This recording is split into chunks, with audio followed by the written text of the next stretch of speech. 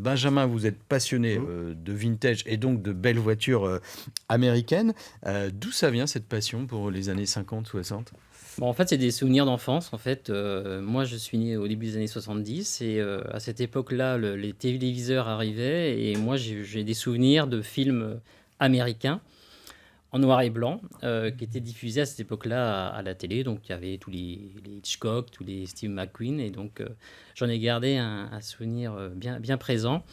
Et je pense que voilà, ça ne m'a pas quitté. Et je trouvais qu'à cette époque, les héros avaient beaucoup d'allure, étaient moins tatoués et moins bodybuildés. Et voilà.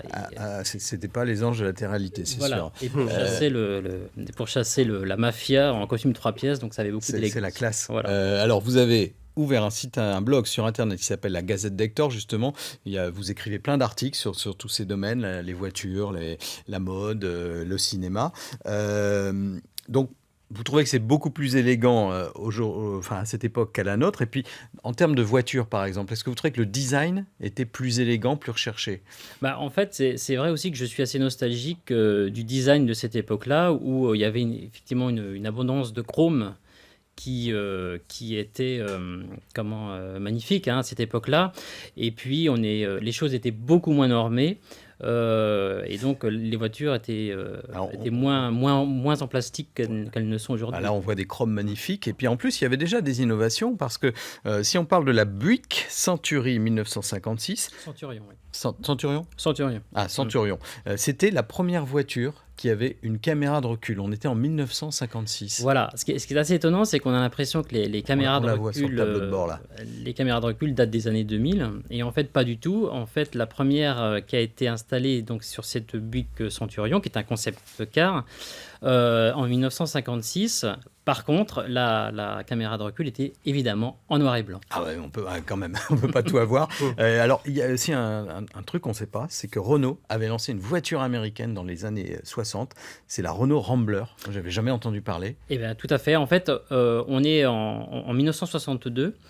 Et Citroën fait un carton avec sa DS et Renault effectivement essaye de contrer tout ça et va importer une Rambler AMC. En fait, la Rambler AMC concrètement c'est la voiture de police américaine et va la faire venir en pièces détachées pour la remonter dans une usine en Belgique. Donc c'est une vraie américaine en fait. C'est une vraie américaine, donc qui fait évidemment 5 mètres. Ah oui, elle est grande. Voilà, elle est très grande et elle est aussi très chère. Voilà, puisque si on veut resituer un petit peu les choses, une DS aujourd'hui coûterait à peu près 20 000 euros. La Rambler, en comparaison, était à 27 000 euros. Ah oui, alors voilà. C'est pour ça qu'on la voit très peu, qu'on la tourne très peu. Alors, on peut se lancer dans des collections, ça que vous nous dites sur votre blog notamment, on peut se lancer dans des collections vintage, tout simplement en allant sur Internet, sur les sites de petites annonces, ou alors dans les brocantes. Vous avez amené quelques objets. Qu'est-ce qu'on peut trouver, par exemple, pas cher pour se faire plaisir et décorer chez soi? Voilà, alors moi je me suis lancé dans des collections pas chères, donc en l'occurrence tous les appareils photo Kodak de cette période. Montrez-nous donc, ça. Alors ça c'est un appareil photo. Alors ça c'est une caméra. Ah c'est une caméra Kodak. C'est une caméra Kodak. Donc c'était le high-tech de l'époque. Aujourd'hui, on peut en trouver pour 30 ou 40 euros sur les sites d'annonces comme le Bon Coin par exemple, on peut dire. Voilà. Alors ça c'est quoi, un appareil photo? Alors ça c'est... J'ai cru que c'était une lampe de poche tout à l'heure. Et non, ça c'est typiquement l'appareil photo qu'on offrait aux communions. Voilà. Donc il y en a des milliers, on peut en trouver très facilement sur ces sites d'annonces. Celui-là, c'était l'emplacement du flash, donc voilà, c'est assez puissant. Mais il y a encore... Vous avez encore mieux au niveau du flash. Alors celui-là, c'est appareil photo. J'avoue, c'est mon préféré celui-là parce qu'on a l'impression d'être dans un film avec Marilyn Monroe. Voilà, il sort de la cérémonie des Oscars et avec un flash assez spectaculaire. Ah, mais carrément. Et c'est pareil, ça c'est un appareil qu'on va trouver pour 30 euros maximum. Ça a l'air super robuste. Là, vous avez une caméra donc autrichienne. Alors moi, je l'ai pesé tout à l'heure, mais je sais pas, ça pèse 3 kilos, ça. Caméra. Alors, en plus, je n'ai pas trouvé les bandes, mais je suis sûr que ça marche encore, parce que c'est très, très, très robuste. Vous voyez, ça tourne encore. Ça tourne encore, c'est exceptionnel. Voilà, c'est exceptionnel. Par contre, ça pèse un peu son poids. On n'est pas sur du matériel en plastique. On est vraiment sur des beaux matériaux. J'ai récupéré aussi ce bouillon cube. Donc ça, c'est ce qu'on trouve souvent dans les restaurants. Décoration, petite boîte des années... Quelle année ça? 40. Des années 40, ça 40. aussi, ça se trouve.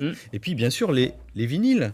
Les vinyles, vous avez amené quelques vinyles de votre collection. Voilà. Ça, c'est pareil, ça coûte rien? Ça coûte rien, ça coûte entre 6 et 10 euros, suivant l'artiste, évidemment. À Sinatra, c'est bien. Voilà, donc je dis plutôt à 10 euros celui-là. Voilà, plutôt à 10 euros. Et on peut les écouter, c'est ça qui est bien aujourd'hui, c'est qu'ils ont refait les platines. Exactement. Alors, évidemment, c'est des platines. Alors, on peut trouver des platines au design un peu vintage, mais qui vont être, comme celle-ci qu'on voit à l'écran, mais qui sont Bluetooth et qui peuvent être enregistrées sur des clés USB. La technologie est cachée sous la boîte, en fait. Voilà. En tout cas, j'invite tout le monde à aller sur votre blog qui s'appelle La Gazette d'Hector. Il y a plein d'idées. Puis il y a aussi toutes sortes de marques qui font du vintage aujourd'hui, c'est-à-dire qui font des objets récents, mais avec un look vintage. C'est très sympa.